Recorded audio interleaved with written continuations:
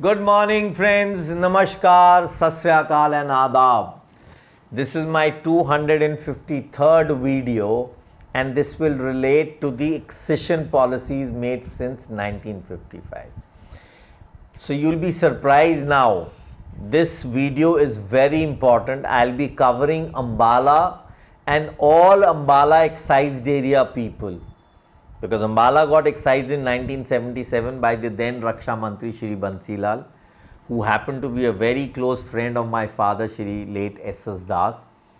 My father at that time was the board vice president, and he created this entire hue and cry for getting an excision on the Dave report, which I have mentioned in my earlier video. Now, this will be a very surprising news for the whole of the country. I don't know whether anybody is holding such a document in their cantonment, because nothing came to my sources in 2009, 10 and 11. You will be shocked to know that Ambala Cantonment was excised in 1934. The entire Sadar Bazar area was excised. Now friends, understand, 1934 there was no civil area as per rule 2 of the CLA rules. So Ambala Cantonment, what was Sadar Bazar? What was it? What was BC Bazar? What was BI Bazar? What was RHA Bazar? What was this? Or what was the bungalow area? So let's get into this video. It is a surprising video and you people will love it.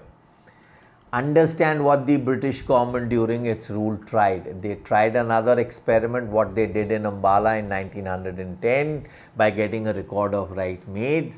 They even in the 1924 Cantonment Act, wide letter number 560R /AD dated 21st September 1934, from the Secretary to the Government of India Army Department Shimla to the Home Secretary to Government of Punjab, subject separation of Sadar Bazar from the Ambala Cantonment. Mind you, in 1934, what I just said, there's no defined civil bazaar. So now we need to understand the army regulations of 1810, 1855, 1873, 1877, 1897 last of the British. In those, in regulation 10, they have very clearly defined cantonments and their bazaar areas. Even there was an order in 1810, 1855 that the bazaar area will be demarcated separately. So the letter very clearly speaks number 6111S-H/military dated 15th September 1934 on the above subject, and to convey the sanction of the Governor General in Council under section 4 subpara 3 of the Cantonment Act 1924 to the exclusion of Ambala Cantonment of the area described in the draft notification. Where is this notification? That needs to be dug in, na? So I'll keep that notification to myself for some time. I'll not declare it right now. The Governor General is also pleased to direct under section 7 subpara 1 of the Cantonment Act 1924 that the cantonment funds and other properties relating to the area in question be transferred to the new municipality. Ambala was already a municipality in 1862 as per the gazetteer. Now what was the new municipality? The military station and the cantonment which was next to it was excised in 1934. I think this is very layman knowledge or acumen to be understood. So this entire area was given. Now it was derived by at the Army's departmental letter 399 AD 28th June 1934, the Government of India hereby transfer all rights in the land comprising in area in question to the local government. So Punjab was the local government at that time because there was no Haryana.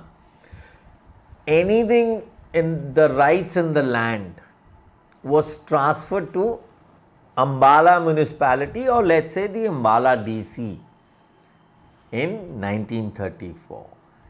So this notification was done under section 11 of the Cantonment Act. The board ceases there on 1 October 1934. Local government has created a notification under section 3 sub 2 of the act, which is read. So the revised boundaries of the Ambala Cantonment are made. So Ambala becomes independent in 1934. What I just said in 1862. So 1877, the first boundary pillars from 1862 to 1877, or let's say 1843 to 1877, when Ambala was made as a cantonment or a military station. So these pillars were notified for the first time in 1877. So what was excised? Was the boundary pillars of 1877, 1 to 36 boundary pillars. Within that something was notified? Yes. Now this letter number 4182 C35 3438 from W.G. Bradford, who was the ICS Secretary, Government of Punjab, writes to the Commissioner Ambala Division, Lahore, on 3rd February 1936 that the properties have been transferred to the Municipal Committee of Ambala Cantonment, Sadar. So the name given was Ambala Sadar Municipality. You know, I come across a lot of leaders, legal luminaries, advocates, highly educated bungalow owners and residents. You know, sometimes they question me, Ronnie, what is the need of all this research? That's the problem. You know, they don't understand how pleadings have to be created, how evidence has to be led. You know, friends, I'll share it today that we people in this, whether excision or non-excision, we ultimately have to bring the government on a foot that they are under a criminal conspiracy of hiding all the documents of land records. Whether it is the DC Ambala or DC of any of these 57 cantonments or the DO or the DG lands. So what is to be excised? Every part of this language which is written in the departmental letters is very important. So it lays down some stipulation. The Governor General, when was excising these lands, played a very smart role. On one side, he excised under the rules of 1924. On the other side, he created a stipulation. This stipulation of the Governor General is mentioned under paragraph 8F of the Punjab Consolidation Circular number 27. Now, what does this Circular 27 speaks? When a grant is transferred on full market value of any immovable property or public property is made to the local government, the grant shall be made expressly on the following condition. So he says in 1934, when we excise this or we delimitize this area under Rule 3, now if the Ambala Southern Municipality has to give any property which is open in a form of a grant, will be given on these conditions. The property shall be liable to be resumed if used for any other specific purpose, for purpose for which it is granted. Now these are the conditions of resumption. If buildings are erected or other works are executed on the lands otherwise that in accordance with the terms of the grant and without the sanction of local government or other competent authorities. These are some conditions put to giving grants by the Ambala Southern Municipality.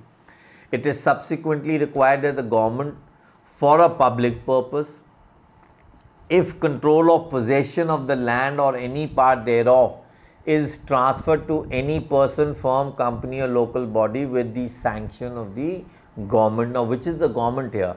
Is it the Ambala municipal government or the Punjab government or the Governor General, Secretary of State government? Should the property be at any time resumed by government, the compensation payable therefore shall, notwithstanding anything to the contrary in the Land Acquisition Act 1894, in no case exceeds the cost or then present value whichever shall be less of any building erected or other work executed on the land by the grantee be payable for any building erected or work executed otherwise in accordance with the terms of the grant and with the sanction of the competent authority.